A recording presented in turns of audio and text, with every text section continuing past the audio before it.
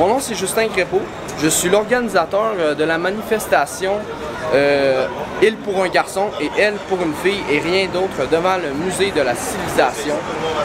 Je suis ici aujourd'hui pour justement défendre la prochaine génération, défendre la jeunesse, défendre une cause noble. Parce que justement, nous autres les jeunes, on est tannés de se faire endoctriner par des gens, des drag queens, toutes sortes de monde qui viennent nous dire des affaires pour nous distraire de nos études alors qu'on devrait plutôt justement se focusser sur nos études. Mais pourquoi une drag queen devrait nécessairement aller dans des écoles enseigner? Pourquoi ils veulent absolument être proches des enfants ces temps-ci? C'est beaucoup une question que je me pose en ce moment. Pour moi, selon moi, je pense pas que c'est un modèle nécessairement pour les enfants. Je pense que les enfants ont plutôt à avoir un modèle plus âgé, tel qu'un vétéran, une personne âgée, tout ça, pour conter leurs histoires, leurs faits vécus. Vers quel âge j'ai eu vraiment une conscience? C'est pas mal vers 12-13 ans, à la puberté, quand j'ai commencé à me questionner, quand j'ai commencé à me dire est-ce que c'est qui que j'aime? C'est surtout vers cet âge-là qu'on commence à se questionner. Qui j'aime? Qu'est-ce que je veux faire dans la vie? Etc. C'est vraiment vers cet âge-là, j'ai vraiment commencé à me questionner là-dessus. Mais ce qui m'inquiète, c'est vraiment des gens qui sont un petit peu plus jeunes que moi, des enfants qui ont justement pas la capacité de réfléchir comme il faut, mais plutôt de se faire enseigner de se faire poser des questions un peu loufoques sur leur identité, comme t'es peut-être pas une fille, t'es peut-être pas un gars, tu devrais changer. Surtout qu'un enfant, c'est facilement manipulable. Alors c'est surtout ça qui m'inquiète. Lorsque tu avais besoin d'informations, tu t'adressais à qui en rapport avec la sexualité? Souvent, je m'adressais à l'infirmière, ou je m'adressais à mon professeur d'éthique ou à mes parents, mais surtout mes parents. Parce que pour moi, la famille, c'est une valeur qui est fondamentale. Et mes parents, je pense, en fait, c'est beaucoup plus mes parents. Je pense pas que je me suis adressé à mon prof d'éthique par rapport à une question en lien avec la sexualité. Mais mes parents, si j'avais des questions, peu importe, vraiment, c'est à eux principalement que je me référais. Et c'est ce que j'aime pas, c'est que les drag queens essayent de prendre la place des parents là-dedans. C'est ça qui est dangereux dans notre société et qui devrait absolument être révisé.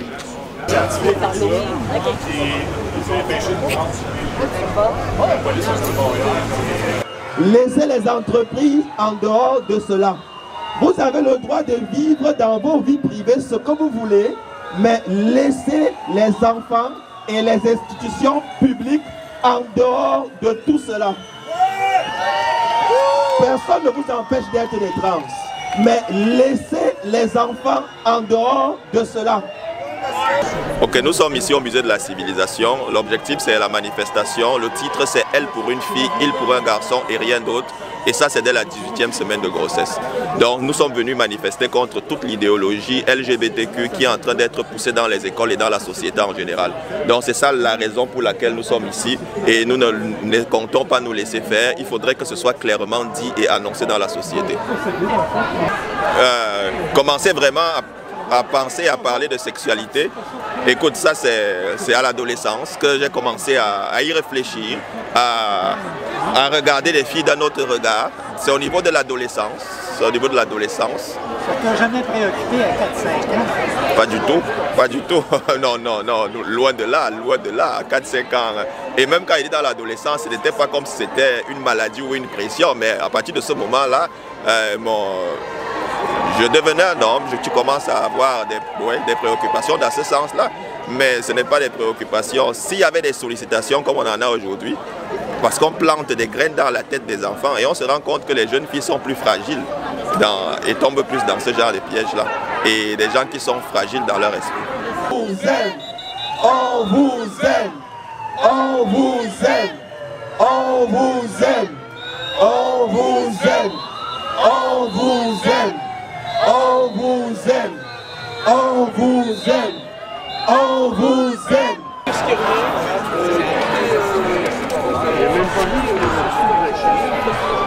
Ben écoutez, c'est pas compliqué, j'ai mes deux garçons avec moi, Jérémy, Mika. Je suis parent monoparental avec la garde exclusive de mes deux garçons depuis 5 ans. Depuis le début de tout ce cirque qui a commencé par le COVID show. Les enfants n'ont pas cessé d'être attaqués. On les a masqués, on les a coupé le sport. Maintenant, on les hyper-sexualise.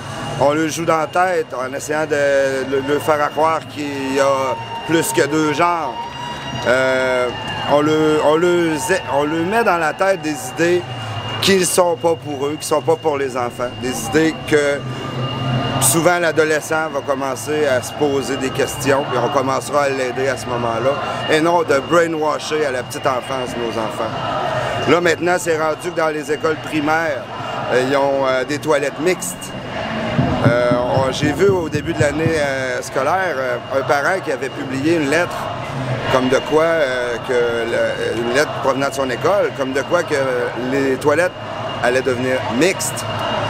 Je me disais, ouf, je suis donc bien content que mon garçon ait à une bonne école puis qu'il n'aille pas à cette école-là.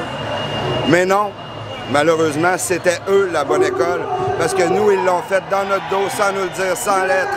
Ils ne voulaient pas de résistance, ils ne voulaient pas d'opposition.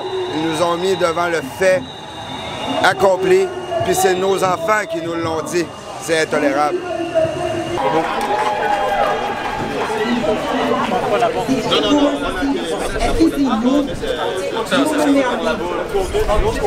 Vous attaquez pas aux bonnes personnes.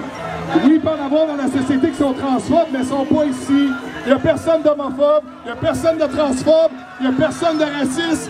Et on est contre la discrimination, fait que votre combat est complètement inutile. C'est des coups d'épée dans l'eau, tout simplement. Et voilà.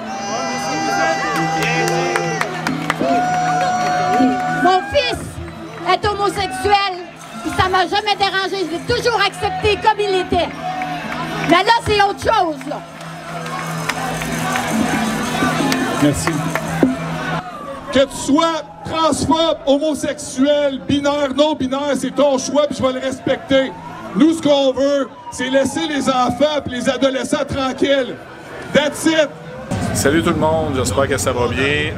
Aujourd'hui, je suis devant le Musée de la Civilisation pour la manifestation, justement, là, pour tout ce qui est en rapport avec le mouvement LGBTQ dans les écoles et tout ça. Puis bon, on est présent.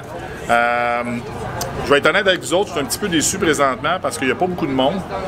Pourtant, c'est pas que j'ai pas essayé, c'est pas que François Malaga essaie pas. Ce qui est triste dans tout ça, c'est que c'est même pas une manifestation que moi j'organise ou que François organise. On est des co-organisateurs parce qu'il y a des jeunes qui nous ont demandé leur aide, qu'on soit en appui avec eux justement pour qu'il y ait plus de reach un petit peu. Puis ça fait longtemps qu'on en parle, puis je dis, tu sais, c'est la prochaine génération, soyez empathiques envers eux autres. Il y a les antifas qui sont là présentement, ils sont toujours leur même gang. Puis ce que je trouve déplorable dans tout ça, c'est qu'ils sont jamais à l'écoute. Il y avait une madame pas loin tantôt, elle donnait son opinion, puis ce que j'entendais, c'est qu'elle disait qu'on était des gens qui voulaient les enfermer, voulaient les mettre en prison, qu'on veut les faire tourner des années 50, qu'on est transphobes. Mais pourtant, s'ils auraient juste enlevé leur bouchon des oreilles et écouté un petit peu, au contraire, je suis pas transphobe, je suis pas homophobe, j'arrête pas de le dire. Au contraire, on est très accueillant, on est très inclusif. J'ai même pensé que cette femme-là, si à la limite, elle a des blessures d'enfance et malheureuse, ben je suis de ceux que j'irais la voir. Je disais, je vais t'accueillir, je vais te donner de l'amour, je vais te faire un câlin. Mais ils veulent pas écouter. La seule affaire qui n'arrête pas de crier depuis tantôt, c'est que on est une gang qui est des transphobes et qui haït les trans. Donc, c'est complètement faux. J'ai commencé, mettons, peut-être vers 12-13 ans à peu près. Tu sais qu'on commence à regarder le sexe féminin, le sexe opposé, que ça commence, oups, ça fatigue l'œil un petit peu, ça te chatouille dans le ventre. 12-13 ans, je te dirais. Bon, à peu près, me semble de mes souvenirs, là. Bon, à peu près. Tu trouves pas curieux que les drag queens s'intéressent à des enfants de 4 ans, 5 ans? Bien, c'est parce que c'est à cet âge-là, beaucoup qu'on forme un peu on appelle ça les blessures d'enfance, que tout s'intègre au niveau de ta personnalité et tout ça. Fait que c'est sûr que c'est plus facilement malléable et manipulable parce que ces enfants-là sont des éponges. Fait que de leur imposer ça, d'essayer peut-être dans un moment plus jeune, d'essayer de les formater. Je pense que c'est pour ça, dans le fond, qu'ils s'attaquent beaucoup aux jeunes qui sont pas capables de se défendre, dans le fond. C'est des éponges, c'est la pureté à cet âge-là, puis tu veux faire quoi? Si tu imposes ça à l'école, l'idéologie trans ou l'idéologie LGBTQ, tout ça, ben toi, tu es juste un petit enfant qui écoute. Pour toi, c'est la vérité, ce qu'un adulte te dit. Alors moi, je pense que c'est pour ça qu'on s'attaque aux jeunes, assez jeunes, dans ces âges-là. Puis, est-ce qu'une drag queen, ça a déjà été pour toi un modèle? Moi, ça n'a jamais été un modèle pour moi. J'ai toujours respecté la différence dans la vie, peu importe si tu es noir ou que tu sois musulman, ou que tu sois drag queen, mais ça n'a jamais été un modèle pour moi. À la limite, j'ai déjà pensé aller voir un show le soir pour le fun, pour le plaisir, mais c'est justement, ça reste dans les bars. Je pense pas que ça a rapport d'aller dans les écoles avec des jeunes pour commencer à leur faire des lectures supposément de contes, mais on a vu que c'est plus que ça. Puis quand que tu t'en vas à l'encontre de l'autorisation parentale à l'école, parce qu'on a beaucoup d'histoires comme ça, que le parent n'est pas au courant. Fait que c'est de là qu'à un moment donné, ce que les médias de masse laissent entendre réellement, c'est que tout est beau, tout est correct, parce qu'à Paul Arcand l'autre matin, ils ont dit que tout était correct, là. Madame Mix-Martine, là, ils ont dit que tout le monde était d'accord, mais c'est drôle, c'était pas l'avis de Jean-Pierre Bessette, un des parents de ces élèves-là à l'école, qui disait que c'est complètement le contraire. Tous les parents étaient en accord avec lui, puisque Paul Arcand disait à la radio, c'était complètement faux, parce qu'il n'y avait pas d'unanimité. Au contraire, la plupart des gens, les jeunes, ne sont pas contre, puis il y a des malaises qui est créé dans l'école pour ça. Fait qu'il faudrait laisser plus la place aux jeunes puis les écouter, parce qu'on les écoute pas assez.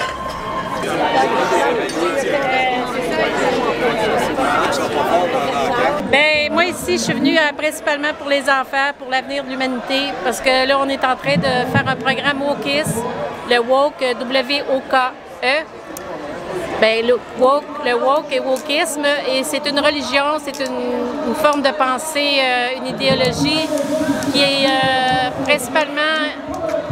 Elle cherche à détruire la société, à détruire la famille, à détruire toutes les valeurs, en fait, qui fait que les gens n'ont plus de repères. Et là, à ce moment-là, ils ne savent plus qu'est-ce qu'ils font sur Terre, ils ne se rappellent plus qui ils sont. La famille, c'est la base, c'est tout le noyau. Alors, détruire par la sexualité imposée par les jeunes, essayer de voir si ils sont une fille ou un garçon à l'école, c'est vraiment ça. Les enfants sont une cible parce que c'est eux la vraie cible. Les adultes, nous autres, on est des anciennes générations. Là, ce qui se passe, c'est vraiment grave. C'est plus les enfants qui sont la prochaine génération. Eux autres, c'est eux qu'on veut manipuler dans le futur. On a déjà manipulé une partie de la population parce que sinon, tout le monde serait dehors. C'est un programme de longue durée qui a débuté plus que 50 ans. Là, maintenant, ce qu'on observe, c'est le fruit de ça. Les gens sont prêts à accepter l'idée même que la pédophilie soit légale, que toutes ces choses-là deviennent comme ordinaires. Mais là, il n'y a plus de valeur. C'est ça, la destruction des valeurs, c'est par ça que ça passe. En plus, les enfants sont menacés parce qu'on leur impose peut-être de changer de sexe, ce qui les stérilise automatiquement. On va dire, OK, ben, ils ont mis des bébés dans des hommes, mais c'est complètement non naturel et perturbé au niveau de la société. Ça vient tout détruire la base d'une société, ça. C'est infiltré par la pensée, la psychologie. Et là, éventuellement, ces enfants-là vont se réveiller dans un cauchemar et on va avoir changé de sexe. Ils ne pourront pas revenir en arrière. Ils vont avoir pris des bloqueurs d'hormones qui vont détruire leur santé. Puis moi, ça me touche beaucoup parce que moi, je suis ancienne enseignante et j'ai travaillé dans les écoles et je sais comment les enfants sont facilement influençables et ils regardent leurs professeurs avec beaucoup là, de respect. Ils pensent que c'est ça la vérité. Alors, si on arrive et on leur dit, ben t'es peut-être une fille, t'es peut-être un garçon, t'es pas sûr, on n'est pas sûr, personne ne sait.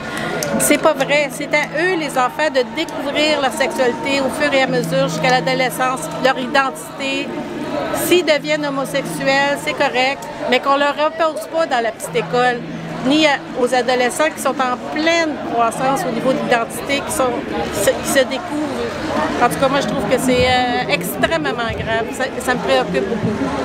Bien, moi, je suis ici pour les enfants, premièrement, pour la défense de nos enfants dans les écoles, puis pour qu'on arrête cette propagande-là aussi là, qui se fait autour de la sexualité. On veut détruire le genre, les deux genres, le genre féminin et le genre masculin.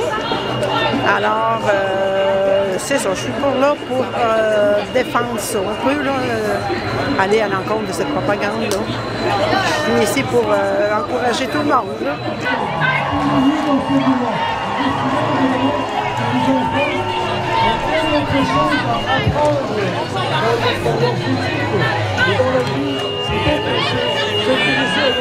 Sexuelle, de toute façon, viendra petit à petit au cours de l'adolescence et dans leur vie d'adulte.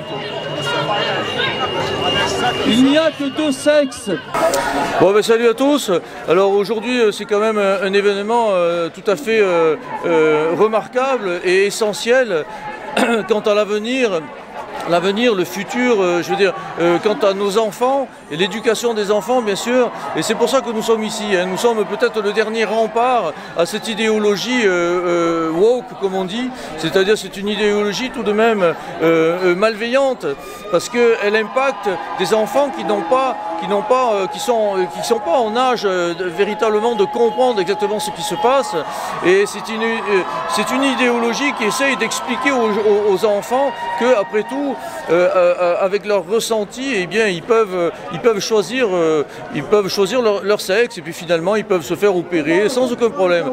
Et alors nous nous opposons évidemment à cette dérive.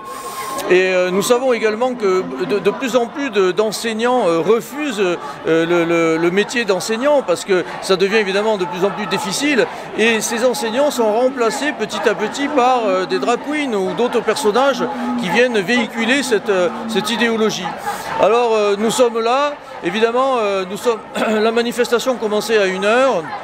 Et en fait, il y avait déjà un groupe évidemment d'Antifa et je veux dire la communauté LGBT également qui est là, bien sûr, comme d'habitude, pour faire une contre-manifestation. Alors ils sont évidemment très organisés, malheureusement. Moi je serais prêt à leur tendre la main, évidemment. Ce qui serait formidable, à vrai dire, ça serait, je lance l'idée, hein, ce qui serait formidable, c'est qu'on ferait une grande scène avec des micros, etc. Et puis chaque personnage viendrait exposer ses points, etc. d'une manière calme, respectueuse et constructive. Ça serait formidable. On voit bien que nous sommes pour l'ouverture, nous sommes pour le discours, hein, et pour la protection des enfants, cela va sans dire, mais en face, ils font tout d'ailleurs pour crier fort, pour nous empêcher de nous exprimer. Je ne sais pas si on va être en mesure de faire la marche que l'on voulait faire d'ailleurs, et si on ne peut pas la faire, si on peut la faire tant mieux, si on ne peut pas la faire, ça va être à cause évidemment de tout le raffut qu'ils font. Donc ils ne sont pas du tout, ce sont des personnes qui ne sont pas du tout dans le dialogue, qui ne sont pas du tout dans l'échange, et qui sont plutôt dans le trouble finalement. Et ce même trouble dont ils nous accusent d'ailleurs. Hein, nous sommes accusés de porter atteinte à la tolérance, à l'ouverture d'esprit, etc. Alors qu'en fait c'est exactement ce qu'ils font pour nous empêcher de nous exprimer et de protéger les enfants. Voilà, alors j'en profite, à chaque fois qu'il y a des événements comme ça, il faut absolument que vous veniez, ça concerne absolument tout le monde, je veux dire, c'est l'avenir des familles tout de même. Alors, moi-même j'ai un garçon évidemment, et je suis content parce que je m'aperçois qu'il n'embarque pas dans ce truc, mais c'est pas tous les enfants qui ont la force, je veux dire, ou les ressources, parce qu'il faut voir aussi les parents. Je veux dire, est-ce que les parents vont dans cette espèce de fausse tolérance, hein, dans l'illusion d'une tolérance comme ça? Évidemment, les enfants, par mimétisme, suivent souvent les idées des parents. Donc c'est pour ça que nous, en tant que parents, nous avons une responsabilité évidemment énorme. Et d'ailleurs, dans les gens qui viennent manifester ici, évidemment, il y a beaucoup de familles, il y a beaucoup de gens qui ont des enfants, évidemment. Mais en fait, il ne suffit pas d'avoir un enfant pour se sentir concerné. Hein. Je veux dire, nous avons tous été enfants, donc maintenant, on doit tout faire pour essayer de sauver ce qui est sauvable. Voilà. Merci. J'ai une question supplémentaire. Vas-y.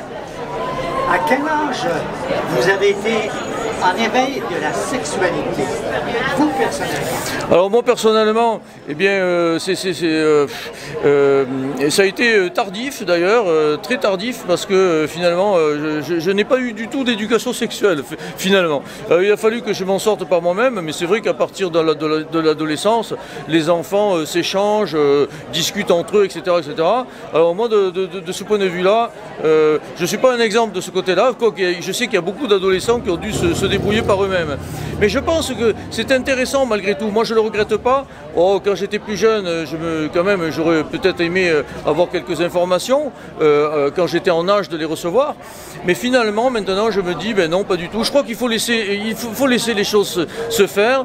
Moi, je le dis de temps en temps à mon fils, je dis, tu sais, dès que tu as une petite question, ben, pose-la moi, on va discuter, on va essayer, etc., etc. Mais moi-même, je n'impose aucune discussion à mon enfant, il a 15 ans d'ailleurs. Il faut qu'il sache que dès qu'il a besoin de moi pour des éclaircissements, des explications, je serai là. Mais il faut que ça vienne de lui. Et c'est ça qu'il faut retenir de toute cette histoire. C'est que là, on ne leur demande pas leur avis. On va les chercher dans les écoles et dans les bibliothèques. Et c'est là qu'évidemment, nous ne sommes pas du tout d'accord.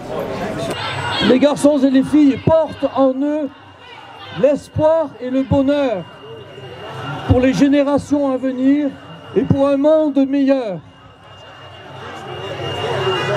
Notre devoir est de les aider à affermir leur identité, et notre devoir est aussi de les aider à s'accepter tels qu'ils sont nés.